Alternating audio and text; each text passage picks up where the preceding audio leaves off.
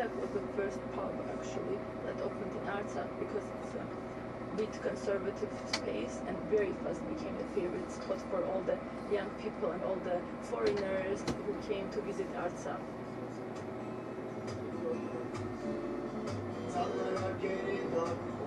Ես Ազատ Ադամյանն եմ, 1990։ I'm Azat Adamyan. I was born in 1990. And in 2016 I opened Bardak. At first it wasn't meant to be a pub. It was just a space where I hung out with my friends. Then I borrowed my father's cassette player and a few things to make the place cozier. That's how it all started. This is the story of a pub, its regulars and the country it opened in, Artsakh. You may never have heard of Artsakh because it doesn't exist. And even when it did, it wasn't recognized by a single member of the United Nations. But it had a national anthem, a government, an army, a university, a dance company, and a football team that played in the International Championship of Unrecognized Nations, beating Padania in Italy 2-0 in its greatest triumph in 2019. And its 100,000 people thought it was paradise on earth.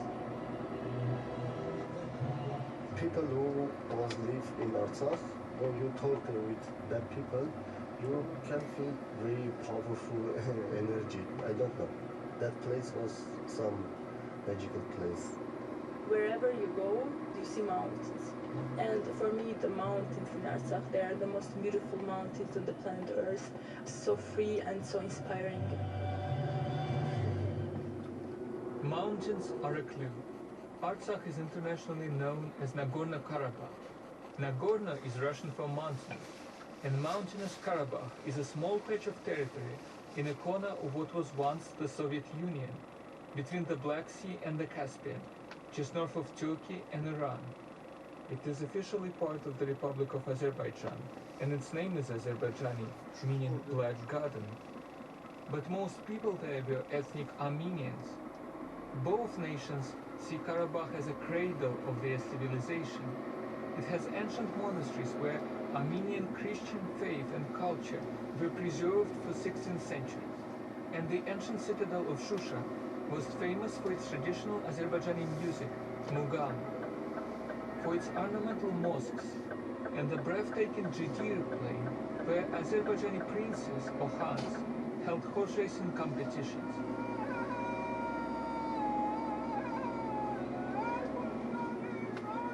For 30 years after the collapse of the Soviet Union, Azerbaijan and Armenia fought over the enclave, and local Armenians established it as their own Republic of Artsakh, hoping eventually to unite with Armenia itself, until last September.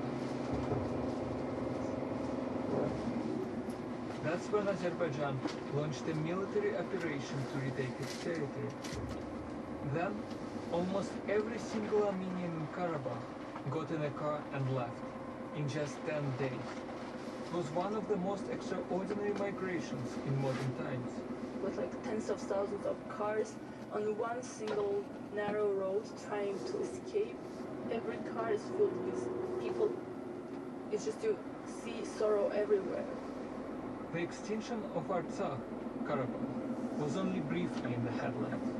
But for its people and for Armenia, it was a catastrophe of epic proportions, the collapse of a historic national project that had cost thousands of lives. I am Grigor Atanasian, and in this edition of Assignment here on the BBC World Service, I am in Armenia to try to understand how the country and the refugees themselves are coping with that unimaginable blow. Refugees like Azat Adamyan, owner of one of the world's most improbable pubs, and his friend, also my friend, Nina Shakhveta. Azat is very daring, really brave and interesting guy. He has bright blue eyes, which is not natural for our region. He's very strongly built. One thing that is very special about him is that he can connect people with each other. Everybody loved him because he talked a lot. Azat grew up in Karabakh after the First War war between Armenia and Azerbaijan that ended in 1994. That established a de facto independent state of ethnic Armenians in Azerbaijan. But Azerbaijan refused to accept it, and years of negotiations with Armenia led nowhere. In 2016, when Azat was 26, there was another war. He volunteered to fight and found himself in a trench, gazing up at the sky. Our position was shelled. We thought we would not get out alive. And I promised a friend that if we survived, I would open something, so people could see that life goes on. What he opened was Bardak. Soon it became famous for its quirkiness. Artık tesneyin oraya People started bringing objects, until every centimeter of the walls had something on it. And families were made there. People met, started dating, and the next thing you know, there was a wedding. Meanwhile, Nina Shahverdian was teaching English in remote mountain villages, an idyllic life, she says. They would send me home with like dozens of eggs, cheese, milk, bottles and bottles of wine which they made, and they would teach me how to do that. But the idyll couldn't last. In the 1990s, when Armenia was strong, its forces had taken control not only of Karabakh, but also occupied large tracts of territory around it, where most people were ethnic Azerbaijanis. 500,000 were driven from their homes. But in 2020, the tables were turned. Azerbaijan retook those territories and parts of Karabakh after years of using its huge oil wealth to rebuild its military. Then, in December 2022, it blockaded what was left of Artsakh in an attempt to force Armenians there to abandon their unrecognized state. For the last 2 months, we ran out of all the flour that we had in the country, and no fuel to get vegetables and fruits from the villages to the city. We were deprived of gas and electricity and fuel. So everybody, even on their balconies, they were trying to grow something, but there were people who were just fainting when they were standing in the lines for bread. The hospitals were full because of malnutrition.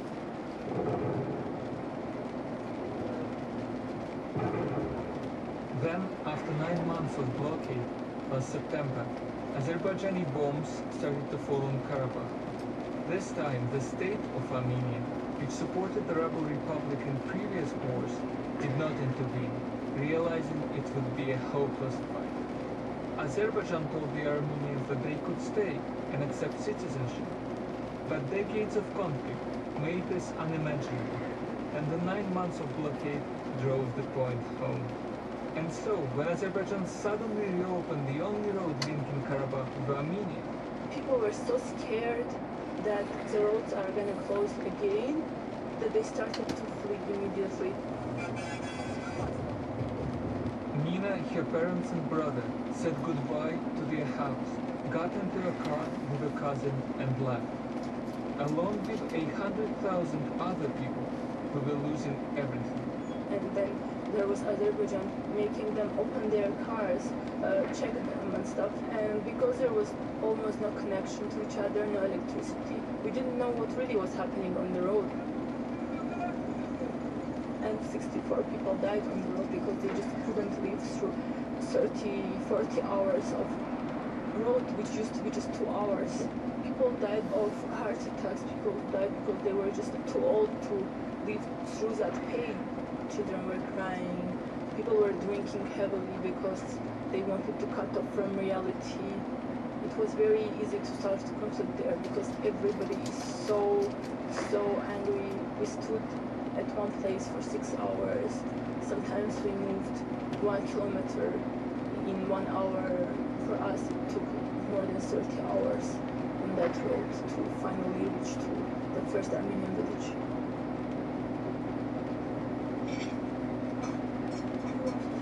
I'll wait for the call. Now, 6 members of the Shahverdian family are sharing a 2-bedroom flat in the Armenian capital, Yerevan. It's light and airy, much better conditions than many Karabakh refugees are now enduring. There are dried apricots on the table and all kinds of pastries and biscuits.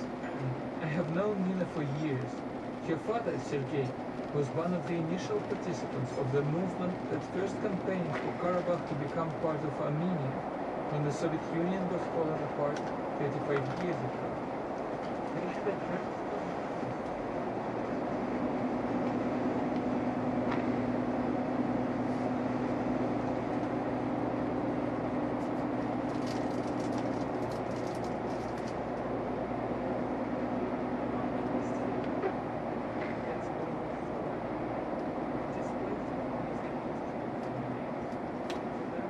This is just one more tragedy. Когда вот мы уезжали, у меня As we were leaving, in my head I had this image of 1915. That's Nina's mother, Liana. She is talking about the killing of 1.5 million Armenians in Turkey in 1950, that many countries recognize as genocide. She thinks the world didn't care then, and it doesn't care now. In her view, it has sided with authoritarian but oil-rich Muslim Azerbaijan against democratic Christian Armenia. проклинаем, презираем. We've got nothing but hatred and contempt for all those so-called democratic, liberal countries. They're so cruel and unfair. They have let this little Christian world of ours be wiped out. There is evidence of Armenian churches being desecrated, like Azerbaijani mosques were under Armenian rule. Azerbaijan is now knocking down former Armenian houses and rehousing returning Azerbaijanis in new homes. Liana doesn't know what's happened to their house, but she did something quite surprising, out of pride perhaps. Вот так вот красиво. Я I left the table laid so beautifully with a white tablecloth, and that day our rose bloomed, our beautiful rose. I just I think it's too much for her. She's leaving. Perhaps she doesn't want us to see her cry.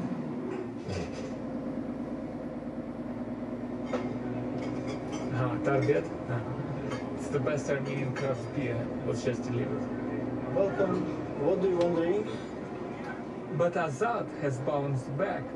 He is behind the bar at a new version of Bardak in Armenia's capital. It's called Bardak Special. Our special cocktail. The new Bardak is much more spacious, less cozy. But there are still dozens and dozens of seemingly unrelated objects on the walls. We are doing everything we can to have the same spirit here that we had back in Stepanakert. Here is the table football that was crowdfunded with the assistance of the Friends of the Park. Bardak has become a meeting place for those displaced from Karabakh. Here they can speak in their Karabakh dialect and greet strangers like us. Heavy people here. Talk football. Я вообще любил Манчестер Юнайтед, когда был тренером сэр Алекс Фергюсон. Когда играл Бекхэм, Сколс, Райан Гиггс. And make music. The three young men in this group, Nova, Edgar, Arman and Gagik, now live with relatives or in rented flats. Amazingly, it's not been necessary to house any refugees in camps, but many are living in derelict houses in abandoned villages. And even for those in town, like Gagik, conditions are cramped and rents are high. Nothing in Armenia, he says, compares with what he left behind. Not even the sound of the traditional Armenian flute, the duduk that he plays.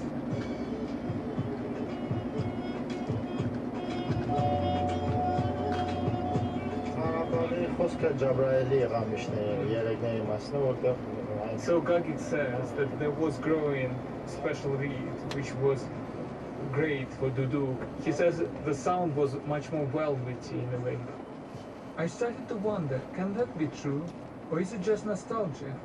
So I went to visit Norair Gapoyan, one of Armenia's greatest duduk masters. This is him playing an instrument where the mouthpiece is a reed or hamish from Karabakh.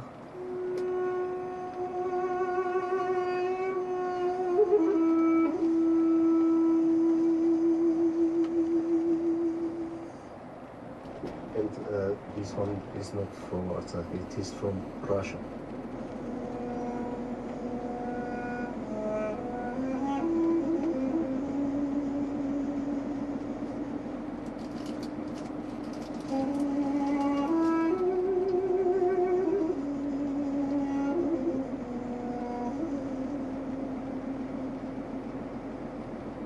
It is interesting because it seemed to me like it sounded a tiny bit different, but maybe that's mind games my head is playing because I knew you were playing it very differently.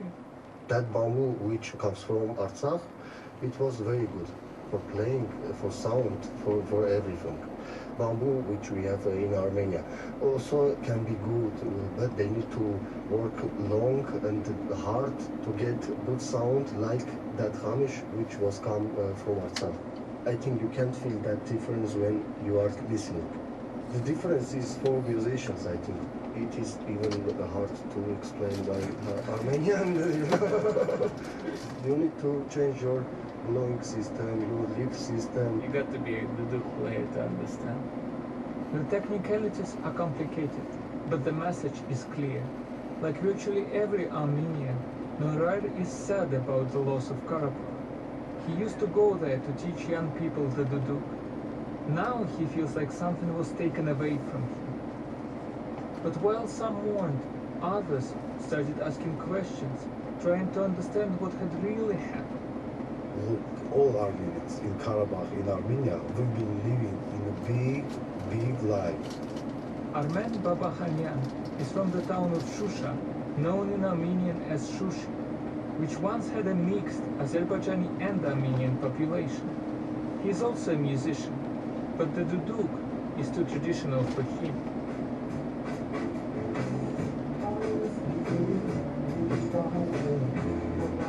He plays rock. To be honest, that's more my style of music too. And he has an extraordinary memory from his childhood. I was 11 years old. Shushi was liberated. He means when Armenian forces first drove the Azerbaijanis out. And I met with the guys my age. We've been running in a lot of abandoned buildings. We were kids. It was interesting what we could find. I find kids' toys on the streets, photos. And it was hurting me so bad because I was a kid and I knew that lots of kids, they left those houses and toys and everything. And I was just feeling the same thing. That was 1992. 28 years later, in another war, everything was reversed. Azerbaijanis drove the Armenians out and destroyed their houses, including Armenians. But he doesn't blame them. So you think what Azerbaijan now did to Armenians is exactly what Armenians did to Azerbaijan in the first war? It's maybe not exactly, but it's equal.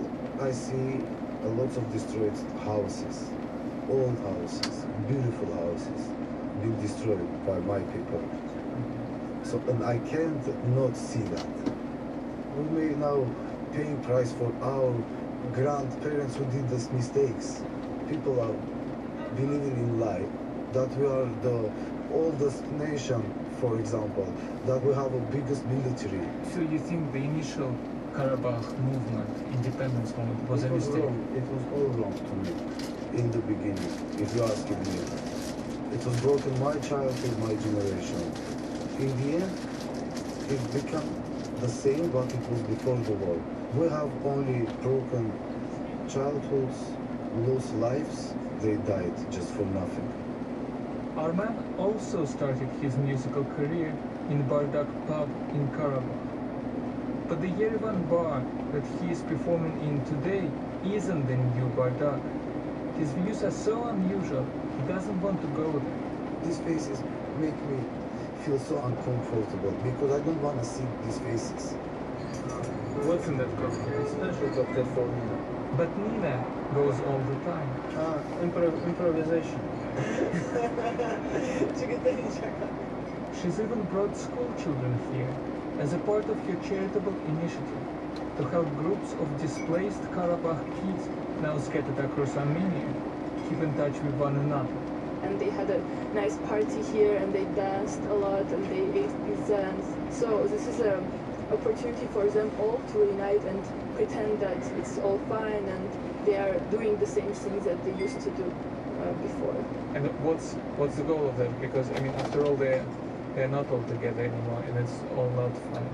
I think it's either raising them without dreams or raising them with a dream, and maybe it will not happen, but I cannot leave my children without a dream, without a purpose.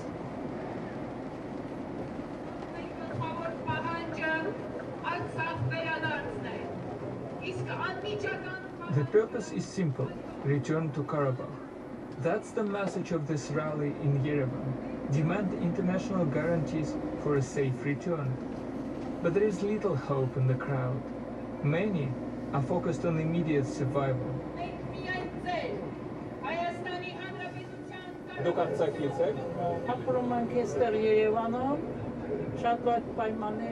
Angela and her family now live, it's 12 of them. They live in a two-bedroom apartment, 3 generations of the family. They are paying very high rent. So Angela says that we cannot find jobs, they don't feel welcome here, they're thinking of migrating to Russia. As many others already have. Nationalism, like the slogans from the speakers, won't put dinner on the table. And I've met an old friend here who blames politicians like those on the platform for prolonging the conflict. Talking about land and air like they have ethnicity. About stones, Armenian stones, Armenian land, Azerbaijani air, water. This is not the experience of people who live there. Yuri Mandelyan is a journalist who, like many other Armenians, grew up in Azerbaijan. Under Soviet rule, the two communities mostly lived peacefully. Ethnic tensions were swept under the rug. But when the Soviet Union began to collapse in the late 1980s, neighbor turned against neighbor. In Yuri's hometown, Armenians were killed on the streets for just being Armenian. His family fled to Yerevan. But instead of seeing all Azerbaijanis as enemies, he did the opposite.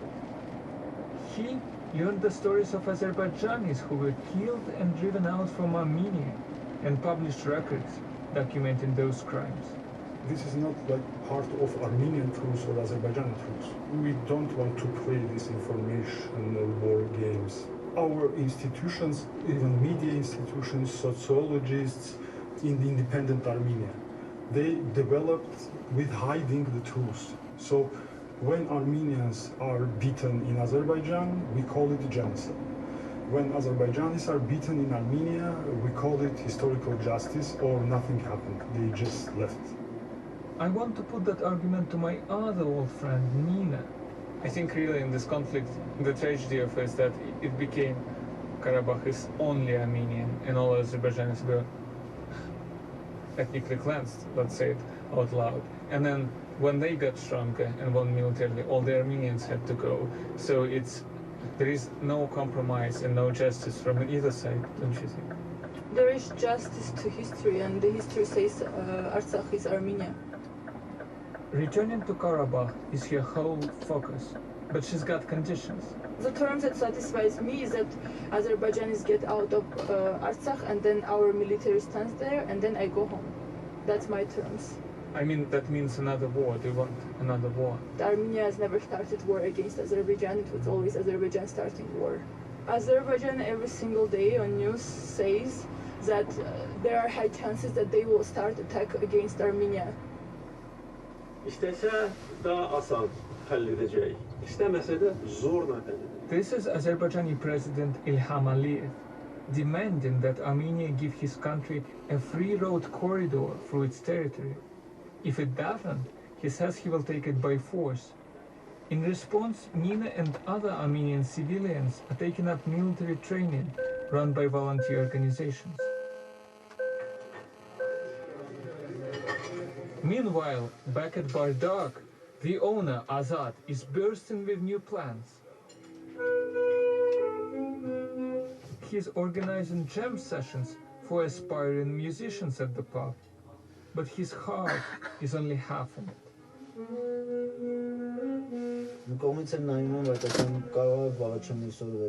On the other hand, I think, what if we can return home soon?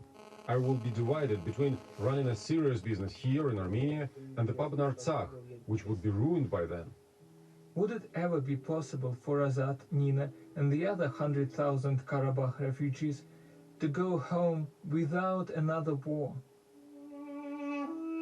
To be inspired by those remarkable mountains, to feel that exceptional Karabakh energy, to enjoy the special velvety sound of locally made duduks, without their own national anthem, their own army, their own international football team.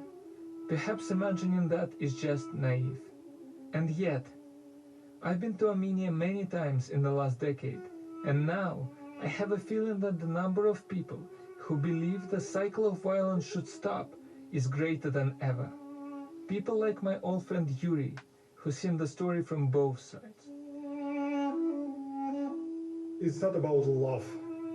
It is about stop killing people, stop shooting. This is bad management. People who think they can start wars, they are bad managers. We should change them.